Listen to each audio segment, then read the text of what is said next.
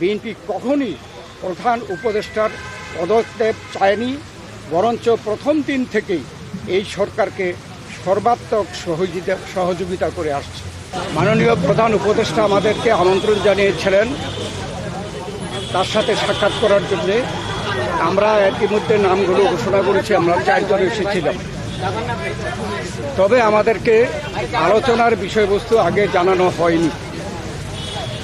বর্তমান রাজনৈতিক প্রেক্ষাপটে আমরা যা আন্দাজ করতে পেরেছিলাম তার উপরে ভিত্তি করে আমরা একটা লিখিত বক্তব্য নিয়ে এসেছি এবং সেই লিখিত বক্তব্যটি আমরা মাননীয় প্রধান উপদেষ্টার সমীপে পেশ করেছি এবং সেই ভিত্তিতে আমরা আলোচনা করেছি। তার একটি সারাংশ আমি আপনাদের সামনে তুলে ধরতে চাই। বাংলাদেশে গণতন্ত্র উত্তরণের লক্ষ্যে বিএনপি প্রথম থেকেই একটি সুস্পষ্ট জাতীয় নির্বাচনী রোডম্যাপ দাবি করে আসছে। আপনারা জানেন যে আমরা এটা প্রকাশ্যভাবে দাবি করে আসছি। সুষ্ঠু, নিরপেক্ষ ও অবাধ নির্বাচন অনুষ্ঠানের উদ্দেশ্যে সরকারের নিরপেক্ষতা বজায় রাখার স্বার্থে বিতর্কিত উপদেষ্টাদের বাদ দিয়ে উপদেষ্টা পরিষদ পুনর্গঠনের জন্য আমরা দাবি জানিয়েছি। বিএনপির প্রতিটি নেতা কর্মী ব্যক্তিগতভাবে, রাজনৈতিকভাবে, পারিবারিকভাবে সবচেয়ে বেশি ক্ষতিগ্রস্ত হয়েছে আওয়ামী লীগের আমলে এবং সেই জন্য আওয়ামী লীগের বিচার সবচেয়ে বেশি দাবি করে বিএনপি। এই বিচার প্রক্রিয়া কোনোভাবে অসম্পূর্ণ থাকলে বিএনপি সরকারের দায়িত্বে যখন যাবে তখন বিচারের আওতায় এনে তা বিচার বিভাগের মাধ্যমে, স্বাধীন বিচার বিভাগের মাধ্যমে পরিপূর্ণভাবে সম্পন্ন করা হবে। নির্বাচন সংশ্লিষ্ট সংস্কার কার্যক্রম অবিলম্বে সম্পন্ন করে ডিসেম্বরের মধ্যে জাতীয় সংসদ নির্বাচন অনুষ্ঠানের জন্য দ্রুত একটি রোডম্যাপ প্রদানের দাবি আমরা জানিয়েছি। বাংলাদেশের মানুষ বিশ্বাস করে যে অন্তর্বর্তীকালীন সরকারের মূল দায়িত্ব হচ্ছে একটি সুষ্ঠু, নিরপেক্ষ নির্বাচনের মাধ্যমে বাংলাদেশকে গণতন্ত্রে উত্তরণের প্রক্রিয়া দ্রুত সম্পন্ন করা হবে। যে কোনো উছিলায় নির্বাচন যত বিলম্ব করা হবে, আমরা মনে করি জাতির কাছে আবার স্বৈরাচার পুনরায় ফিরে আসার ক্ষেত্র প্রস্তুত হবে। এর দায় দায়িত্ব বর্তমান সরকার ও তাদের সাথে সংশ্লিষ্টদের উপরে বর্তাবে।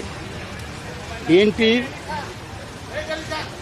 সম্প্রতি যে নানা ধরনের গুজব আছে, সেই প্রেক্ষিতে আমরা বিএনপির পক্ষ থেকে বলেছি, বিএনপি কখনই প্রধান উপদেষ্টার পদত্যাগ চায়নি, বরঞ্চ প্রথম দিন থেকেই এই সরকারকে সর্বাত্মক সহযোগিতা করে আসছে। আমাদের যে আলোচনা তার এই সারাংশ ছিল এতটুকু। আপনাদের সকলকে ধন্যবাদ। আপনারা সরকারের তরফ থেকে কোনো সুনির্দিষ্ট রোডম্যাপের আশ্বাস পেয়েছেন কিনা? আপনারা যে দাবি জানিয়েছেন, ওনারা কি বলেছেন সেটা পরে? আমাদের যে আলোচনার মধ্যে আসছে সংস্কার, বিচার এবং নির্বাচন মূল। আমরা বলেছি একটার সাথে আরেকটার কোনো সম্পর্ক নাই, কেননা সংস্কার চলমান বিষয়, এটা চলতে থাকবে। আমরা আশা করেছি এই সরকার সকলের সাথে ঐক্যমতের ভিত্তিতে একটা সংস্কার প্রস্তাব দেবে, সেটা চলমান থাকবে। এবং আমরা যদি ভবিষ্যতে জনগণ আমাদেরকে ক্ষমতায় বসায়, আমরা সেই সংস্কার চলমানভাবে আমরা সংস্কার বাস্তবায়নের আমরা প্রচেষ্টা নেব। আর মামলাগুলোর ব্যাপারে বাংলাদেশ জাতীয়তাবাদী দলের আমাদের দেশনেত্রী বেগম খালেদা জিয়া, ভারপ্রাপ্ত চেয়ারম্যান তারেক রহমান থেকে শুরু করে আমরা এবং সেই তৃণমূল পর্যন্ত আমাদের নেতাকর্মীরা সবচেয়ে বিক্ষুব্ধ। আমরা এই স্বৈরাচারী ফ্যাসিস্ট সরকারের কর্তা ব্যক্তিদের এবং যারা দায়ী তাদের বিচার চাই। অতএব আমরা তো বিচারের পক্ষে, তবে বিচার ব্যবস্থাও যে স্বাধীন চাই আমরা, স্বাধীন বিচার ব্যবস্থা এই বিচার সম্পন্ন করবে। এটাও কোনো দিন তারিখ ঠিক করে দেওয়া সম্ভব না, বিচারের আওতায় আনা হবে। এবং আমরা বলেছি যে যেগুলো সম্পন্ন না হবে সেগুলো যদি বিএনপি ক্ষমতায় যায় তাহলে বিচারের আওতায় এনে স্বাধীন বিচার ব্যবস্থার মাধ্যমে এই বিচার সম্পন্ন করা হবে। তার মানে কি আপনারা আজকেও কোনো আশ্বাস পান নাই সুনির্দিষ্ট রোড ম্যাপে? না, এটা স্পেসিফিক কোন রকমের এরকম কথা হয় নাই, উনি স্পেসিফিক জানান নাই। আমরা আমাদের দাবিগুলো হয়তো বা করেছি। ওনারা ওনার প্রেসের মাধ্যমে জানাবেন, সেই জন্য আজকের আমরা আলোচনায় আপনারা সন্তুষ্ট কিনা? আমরা এখনো প্রতিক্রিয়া জানানোর দরকার না, ওনারা দরকার প্রেস নেই। সেকশন কি না, বলে আপনাদের তারপরে আমরা প্রতিক্রিয়া দেব। যতটুকু হয়েছে আপনারা এতে ওনার আমি- প্রেসকে আমি- আগে কথা বলতে বলবেন। আমি একটু বলি, এখানে আমি একটু বলি।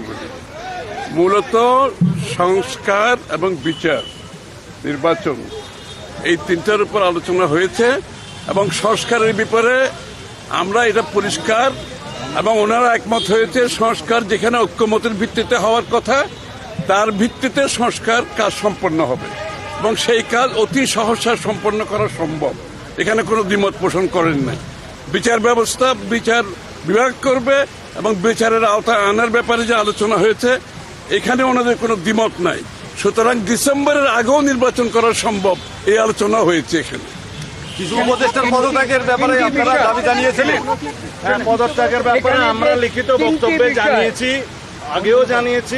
নিরাপত্তা উপদেষ্টা এবং আর দুইজন ছাত্র উপদেষ্টা যাদের কারণে এই সরকারের নিরপেক্ষতা ক্ষুণ্ণ হচ্ছে তাদেরকে বাদ দেওয়ার জন্য আমরা আজকেও লিখিত বক্তব্য আমরা দিয়েছি। ওনারা বক্তব্য কোনো বলেছি। আশ্বাস বা কিছু দিয়েছে? সেই আশ্বাস ওনারা দেখবেন, আমরা আমাদের বক্তব্য দিয়েছি। থ্যাংক ইউ, থ্যাংক ইউ, বিষয় থ্যাংক ইউ। যে তিনটি বিষয় নিয়ে আমরা কথা বলেছি আপনারা শুনেছেন, সংস্কার, বিচার এবং নির্বাচন। আমরা স্পষ্ট ভাষায় বলেছি যে দে আর মিউচুয়ালি এক্সক্লুসিভ, একটার সঙ্গে আরেকটার কোনো সম্পর্ক নেই এবং যদি দ্রুত নির্বাচন দেওয়া হয়, আমরা স্পষ্ট ভাষায় বলেছি আজকে বাংলাদেশের যে নৈরাজ্য হচ্ছে, যে আইন শৃঙ্খলা পরিস্থিতির অবনতি হচ্ছে, এক অ্যানাউন্সমেন্টের ফলশ্রুতিতে বাংলাদেশের শান্তি, শৃঙ্খলা এবং গণতন্ত্র ফিরে আসবে। থ্যাংক ইউ, থ্যাংক ইউ, ধন্যবাদ সবাইকে।